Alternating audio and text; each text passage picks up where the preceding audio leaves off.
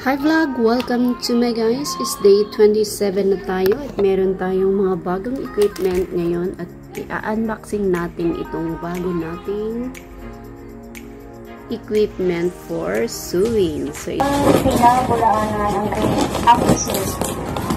Kanya nagkataon lamang ng pag-ibig nila iwan na alawin sa pagkikaroon habang siya ay nasa biyahe patungong Japan para sa Nibondo.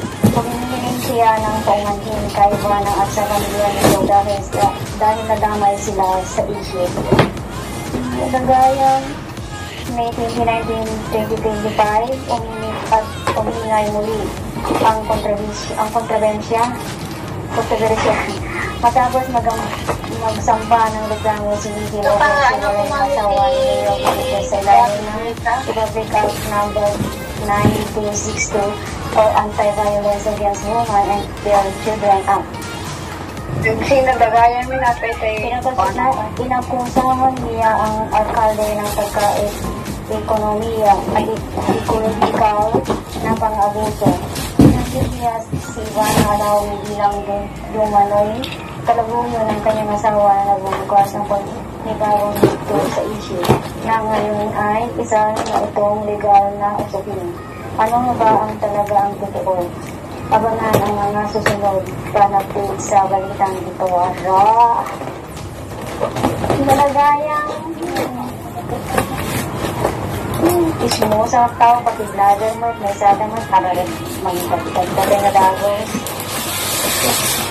Kung kita ang dalawang data mong dali, siyempre na-obvious na ikwapta.